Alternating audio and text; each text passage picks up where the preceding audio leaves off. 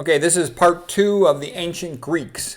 Okay, the sort of beginning story of the ancient Greeks. Part of it is Zeus was very angry at Prometheus for stealing the fire from Mount Olympus.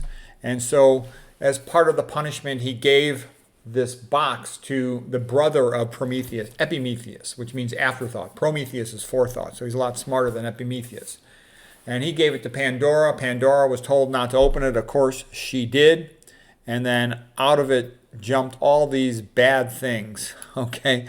All these problems with the world. And I think it's funny that, men tend to be the ones who write most of these mythology stories or traditional stories. And it's the woman causing all the trouble here, opening up Pandora's box of problems. Luckily, there was one good thing inside there was hope. But it reminds me, of course, of Adam and Eve, where Eve was tempted by the devil, ate the apple, and caused a lot of trouble. So Pandora's Box by Waterhouse and this one by Pigar. They're nice paintings there. Okay, here is the flood story of ancient Greece. And this is Deucalion holding up his wife after the big flood. So this is Deucalion, that's his wife. And the reason I mention it is it's very much like the Bible with the big flood. And, Noah survived building his ark.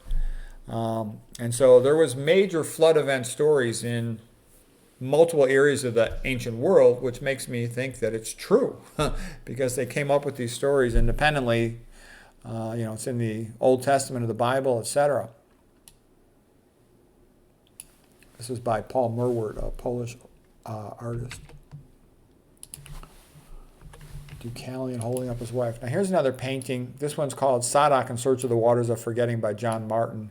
But what I think it really shows is Prometheus climbing up Mount Olympus to steal the fire from Zeus. But it also can symbolize a person's own inner mental journey in pursuit of a goal, a quest. You have to climb up all these obstacles, and it's quite difficult, and it's a long way to go to achieve excellence in something. So I love this painting.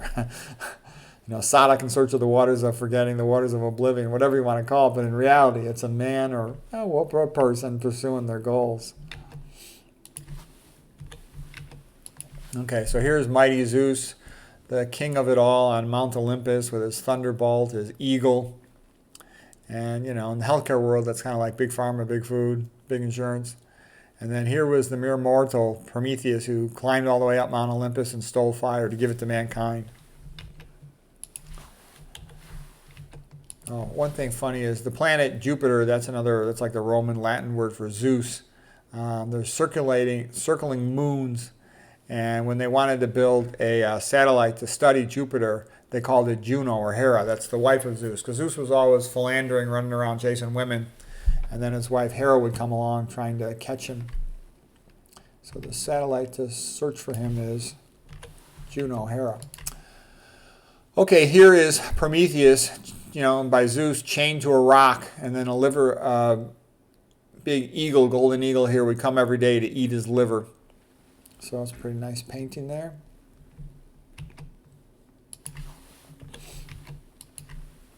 Here is Hercules saving Prometheus from the eagle. He shot the eagle with an arrow. There's Hercules, there's Prometheus, and Prometheus can escape. Prometheus unbound, as Percy Bysshe Shelley would say.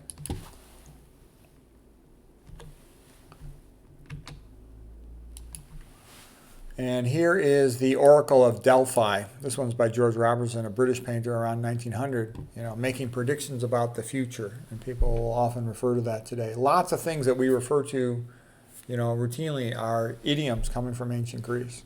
It's a nice Greek building up there on the hill. And here, of course, is the magnificent painting of Sandro Botticelli, The Birth of Venus. And it's sort of interesting, too. Sandro Botticelli was a Renaissance artist in Italy in the 1400s. And when he would paint a woman, he would paint them beautiful. Versus most other artists didn't start making women that pretty until more recent paintings. So anyway, spectacular painting of her rising from the foam above the water in a shell, getting a gown to cover herself. Here's Primavera, spring. And those are the three graces right here, these women from the times of ancient Greece. And there's Mercury or Hermes Cupid's up there with his bow and arrow. Now here's a statue of the three graces. Okay, this one's by Antonio Canova, 1815. But I'm still making the point is if you look at anything in history, women are portrayed what they actually look like. Women have small shoulders, big butts, big hips. That's to deliver babies. They carry omega-3 fats on their butt and their hips because it's an energetically efficient spot. They might need those omega-3s, both for babies' brain development, eye development, but also during the rapid phase of birth and brain development. But that's an energetically efficient way. They store it there, and they store a little extra fat because the baby might need that for energy. That's how women are built. They got the physical strength typically of a boy in 6th or 7th grade. Whereas if you look at the modern internet, they show all these female that are taking testosterone hormones, lifting weights. That's not reality. Look at the women around you in real life. They look like this, okay? It would be energetically too expensive for them to have big muscular shoulders like a man because our ancestors worried about starving to death, okay? But femininity was built into the Greek view of the world, okay? And women in general weren't that educated. They stayed home and had babies. There was no birth control in those days. When women didn't have birth control, they typically have like 10 children. And now here's one painting of Theseus, an old ancient Greek hero, fighting with one of the centaurs. And the reason I show you is I show you the contrast between the femininity, the graces with their little tiny shoulders versus the masculinity, the macho attitude of the Greeks. They were very macho and masculine. It was the expected duty of a man to be trained and ready to fight to defend his city, okay, Athens or Sparta or Syracuse or whatever. Muy macho. And, here's just another beautiful statue of one of the Greek stories, Psyche revived by Cupid's kiss. And the Greeks have tons of the stuff. They had the poets, the philosophers. They've got all these stories, all their legends. And they're really beautiful and elegant. They're very literate, smart people. Schopenhauer, the great German philosopher, said that the people of Athens were so much smarter than the people of Germany. He didn't know how to explain it. He said it was just extraordinary. And again, people who study history will say this is the most interesting time ever in the history of the world, from about 450 BC to 350 BC. So here's a scene from Oedipus at Colonus, one of the great Greek plays. He's in the great Greek myths. He's with his daughter Antigone. And Theseus, by the way, was nice to him. This was after he'd been blind, after having done all the things that he did. Eventually there was a civil war in Thebes between Eteocles and Polynices, the brothers of Antigone. And the new king over there, Creon, wanted one of the brothers who had rebelled against him to be left outside, eaten by the dogs and the birds with no burial. But his sister Antigone insisted on it. Creon had her imprisoned, sentenced to death. Her son, who was in love with Antigone, he committed suicide. Then the mother, who was the king's wife, committed suicide. The whole thing's a disaster. And so it's sort of a lesson, for the king, don't overdo things, okay? What Antigone said when she justified burying her brothers, she said, there are laws of heaven that are not of today or tomorrow, but for all time. And so she said she's going to do what's right by her brother and bury him no matter what the king says. So a very famous painting and story in ancient Greek history, Antigone. And that's what I like. They've got these heroes. They're strong, they're macho, they're proud of their country, their civilization, and they speak up and try to do the right thing. So there's a lot of noble, wonderful things about the ancient Greeks. Oh, some quotes this reminded me of, like St. Augustine, wrong is wrong even if everyone is doing it, right is right even if no one is doing it. Okay. Dostoevsky, God and the devil are fighting for the heart of men, sometimes even if he has to do it alone, and his conduct seems crazy. A man must set an example, and so draw men's souls out of their solitude and spur them on to some act of brotherly love, that the great idea may not die. Yeah, Christianity is what maintains freedom, and Christian ethics, a good society, people being nice to each other.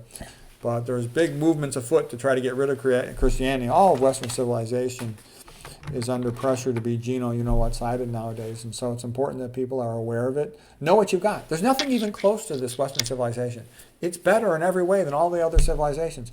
They don't have this history of literature and music and painting and sculpture. They just don't have it, okay? Because if you don't have a Christian worldview, then the attitude's kind of, why would anyone want to bother with all this stuff? But with the Christian worldview, it's like, it's just natural to create magnificent art. Aesthetically, it's beautiful. It's magnificent. Here's a quote from Alexander Solzhenitsyn. He said, "The dividing line between good and evil runs through the heart of every human being.